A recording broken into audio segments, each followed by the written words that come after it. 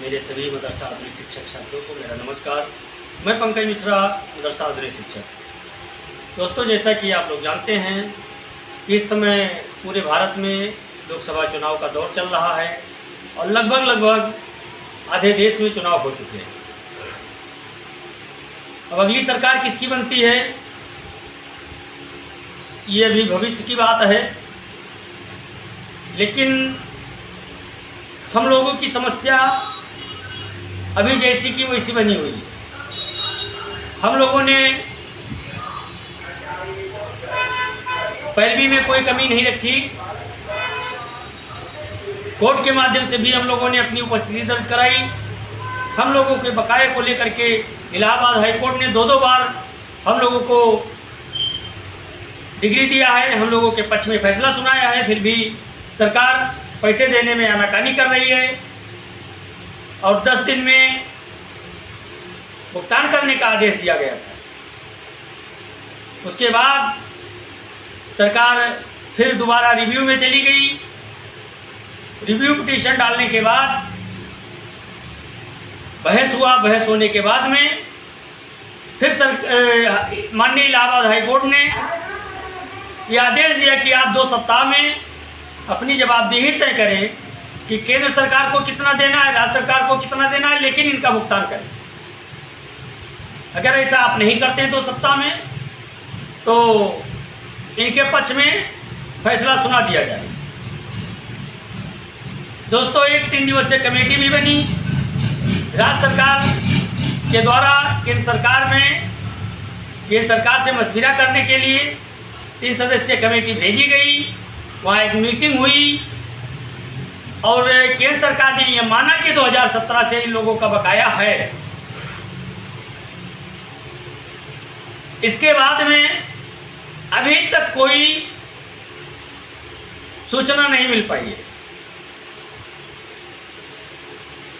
ऐसी सूचनाएं मिल रही थी कि इसी महीने में एक बार फिर मीटिंग होने वाली है अधिकारियों की मदरसा शिक्षकों के बकाया को लेकर के, लेकिन अभी इसकी कोई सटीक जानकारी नहीं है कि कब होगी। लेकिन ये पता चला था कि इसी महीने में होने वाली है। लेकिन दोस्तों, एक तरफ इलाहाबाद हाई कोर्ट में हम लोगों का मुकदमा भी चल रहा है। ठीक इसी प्रकार से एक माध्यमिक शिक्षा बोर्ड के तहत पढ़ाने वाली एक शिक्षिका ने हाई कोर्ट में एक रिट दायर किया था बकाया को लेकर के। 25-26 लाख रुपए उसका बकाया था। उसके बकाया को लेकर के उसने एक याचिका डाली थी, जिसमें माननीय इलाहाबाद हाई कोर्ट ने तुरंत आदेशित करते हुए सरकार को यह बताया कि आप जल्द से जल्द इनका भुगतान करें। 2 सप्ताह का समय दिया गया है उनको भी। दोस्तों, मुकदमा ऐसा नहीं जीता जाता है। मुकदमा पैरोकारी पे चलता है, मुकदमे देख रेख पे चलते हैं। और मदरसा आधुनिकीकरण शिक्षकों के बकाये का जो मुकदमा माननीय इलाहाबाद हाई कोर्ट में चल रहा है, उसकी पैरोकारी आई मास प्रमुख श्री एजाज अहमद साहब कर रहे हैं। अभी तक उन्होंने बहुत अच्छे तरीके से पैरोकारी की है, लेकिन कुछ कारणवश इस समय वो थोड़ा सुस्ती दिखा रहे हैं। किस वजह से सुस्ती दिखा रहे हैं ये तो खैर वही बता सकते हैं। ये बातें हम लोगों के संज्ञान में अभी नहीं है। इस समय थोड़ी ढिलवाही चल रही है हम लोगों के पैरवी में। जो इलाहाबाद हाई कोर्ट में हम लोगों की याचिका दायर की गई थी, जो मुकदमा चल रहा था, क्योंकि कोर्ट ने 10 दिन का समय दिया था राज्य सरकार को, और वो 10 दिन बहुत पहले बीत चुका है। और वो 10 दिन बीतने के बाद भी अभी उसके बारे में कोई डेट नहीं मिल पाई है, कोई सूचना नहीं मिली है। तो इससे ये साफ दिख रहा है कि इस समय जो हमारे पैरोकार थे वो किसी कारणवश इस समय कुछ ढील दे रहे हैं। तो मैं उनसे आग्रह करना चाहता हूं कि आपके फैसले पर और आपके अगुवाई पर इन मदरसा आधुनिकरण शिक्षकों का बहुत बड़ा भरोसा है आपके ऊपर,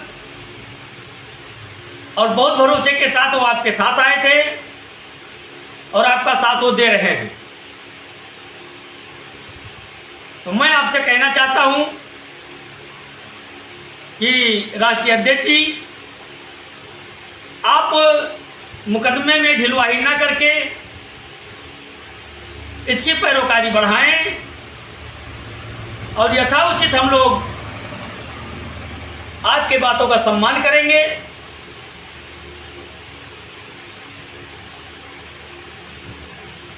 आपके दिशा निर्देशों के अनुसार हम लोगों ने अभी तक कार्य किया है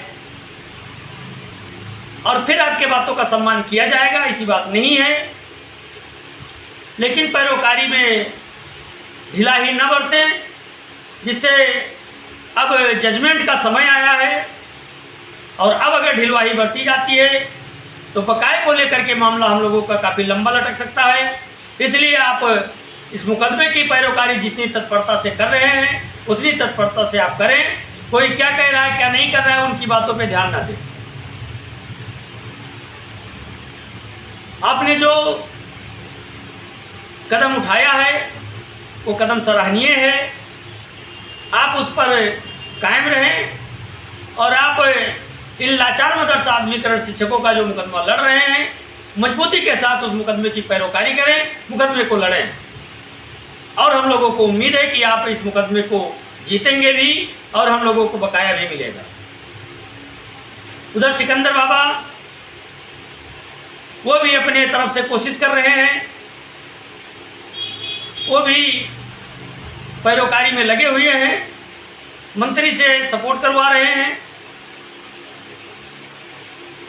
विभागीय अधिकारी से बराबर संपर्क में बने हुए हैं। लेकिन दोस्तों, जब सरकार ही हम लोगों के लिए ढुलमुल रवैया अपना रही है तो उसमें कोई मंत्री क्या कर सकता है। अगर इस समय कुछ हो सकता है तो केवल कोर्ट की वजह से हो सकता है, क्योंकि अभी आचार संहिता चल रहा है। आचार संहिता में कोई मंत्री, कोई विधायक, कोई सांसद की पैरवी नहीं चल पाती है, क्योंकि वो अपने कार्यों में व्यस्त हैं, मिलने का समय भी नहीं मिल पा रहा है। तो इस समय हम लोगों के सामने केवल एक ही चीज दिखाई दे रहा है, वो है कोर्ट की पैरवी। और कोर्ट की पैरवी की वजह से ही सरकार इस समय बैकफुट पे आई है। और सिकंदर बाबा के अथक प्रयासों से, उनके आंदोलन से, जो मदरसा आधुनिकरण शिक्षकों की स्कीम का कोई नाम लेने को राजी नहीं था, उसकी इतनी चर्चा हो रही है देशों में विदेशों में भी, क्योंकि विदेशी अखबारों में भी मदरसा आधुनिकरण शिक्षकों की समस्या को उजागर किया गया है, दिखाया गया है, टीवी चैनलों पे दिखाया गया है। छोटे छोटे यूट्यूबरों ने काफ़ी हम लोगों का साथ दिया है। और हम लोगों को उम्मीद है, आशा है, और मैं आप लोगों को इस चीज़ से बिल्कुल आश्वस्त करना चाहता हूं कि आप लोग बिल्कुल निधड़क रहें। बकाया तो हम लोगों का मिलेगा ही मिलेगा। बस स्कीम की समस्या है, इस समय स्कीम के बारे में कोई सटीक जानकारी नहीं मिल पा रही है। लेकिन जैसे आचार संहिता खत्म होगा हम लोग स्कीम के बारे में भी पैरवी करेंगे और जो उचित कदम उठाना होगा वो कदम हम लोग उठाएंगे। आप लोगों से विचार विमर्श किया जाएगा, आप लोगों से मशविरा किया जाएगा। इसलिए आप लोग उसके लिए भी तैयारी बना के रखें और कोर्ट के लिए भी तैयारी बना के रखें। अगर ज़रूरत पड़ी तो हम लोग कोर्ट भी जाएंगे। अगर कोर्ट जाने की आवश्यकता नहीं पड़ती है तो हम लोग पैरोकारी करके अपना हक जरूर लेंगे। सरकार दोस्तों किसी की भी बने, हम लोग किसी सरकार के विरोधी नहीं हैं और ना हम लोग किसी के पैरोकार हैं। जो हम लोगों का कार्य करता है, जो हम लोगों का कार्य करेगा, हम उसके पैरोकारी हैं, पैरोकार हैं, पैरोकारी करेंगे। जो हम लोगों को बेरोजगार करेगा, जो हमारी समस्या नहीं उठाएगा, हम लोग उसके विरोधी हैं। हम लोग किसी विशेष व्यक्ति के विरोधी नहीं है, ना हम लोग किसी विशेष व्यक्ति के समर्थक हैं। हम लोग मदरसा आधुनिकरण शिक्षक के समस्या को जो उठाता है मैं उसका समर्थन करता हूं और उसका हम लोग स्वागत भी करते हैं। अब देखने वाली बात होगी सरकार किसकी बनती है। और जैसे किसी की भी सरकार बने, हम लोगों को बिना आंदोलन के कुछ नहीं मिलेगा। हम लोग आंदोलन भी करेंगे, अगर ज़रूरत पड़ी तो समायोजन के लिए हम कोर्ट भी जा सकते हैं। लेकिन अभी फिलहाल हम लोगों का ध्यान एक ही तरफ है, केवल बकाया मानदेय को लेकर के हम लोगों का बकाया मानदेय मिल जाए, और उसके बाद में हम लोग तब तक के लिए आचार संहिता खत्म हो जाएगा। आचार संहिता खत्म होते ही हम लोग दुगनी ताकत से आंदोलन का रुख अपनाएंगे, अपनी मांग रखेंगे, संवैधानिक तरीके से ऐसा कोई कार्य नहीं करेंगे जो संवैधानिक हो, हमारे देश की, हमारे सरकार की, हमारे शिक्षक परिवार की छवि को धूमिल करे, ऐसा कोई कदम हम लोग नहीं उठाएंगे। इसके लिए आप लोग निश्चिंत रहें। लेकिन अगर हम लोगों का कार्य नहीं होता है तो हम लोग आंदोलन करने पर बाध्य हो जाएंगे। लेकिन अभी आचार संहिता चल रहा है, सरकार के मंत्री जी ने हम लोगों से वादा किया है, हम लोगों को आश्वासन दिया है, उसका हम लोग इंतजार कर रहे हैं। देखते हैं मंत्री जी हम लोगों का कार्य कितना जल्दी करवा सकते हैं। अगर हम लोगों का कार्य नहीं होता है तो हम लोग आगे की रणनीति के तहत अपना कार्य करेंगे। और मैं अपने सभी मदरसा आधुनिकरण शिक्षक साथियों से कहना चाहता हूँ कि आप लोग एक बार पूरी ईमानदारी के साथ, पूरे जोश और खरोश के साथ मैदान में आ जाएंगे तो सरकार को झुकाने में हम लोगों को ज़्यादा परेशानी नहीं पड़ेगी, और सरकार झुकेगी भी, क्योंकि हम लोगों की मांग लीगल है, अनलीगल नहीं है। और आपको एक बार पुनः मैं एकदम निर्धारित कर देना चाहता हूं कि बकाया हम लोगों का मिलेगा। बकाया को लेकर के आप लोग परेशान ना हो, आज नहीं तो कल, थोड़ा समय लग रहा है लेकिन बकाया मिलेगा, उसके लिए आप लोग निश्चिंत रहें। बकाया आपका कोई नहीं ले सकता है, बकाया हम लोगों को मिलेगा, उसके लिए आप बिल्कुल निश्चिंत रहें। लेकिन उसके साथ साथ अपनी तैयारी भी बनाएं, क्योंकि अगर आंदोलन की आवश्यकता पड़ेगी तो हम लोग संवैधानिक दायरे में रह करके अपना आंदोलन करेंगे। अगर आंदोलन न करने से पहले अगर हम लोगों का कार्य हो जाता है तो हम लोग उस सरकार का स्वागत करेंगे जो सरकार बनेगी, जो सरकार हम लोगों का कार्य करेगी। आज के लिए बस इतना ही। नमस्कार, जय हिंद, जय भारत।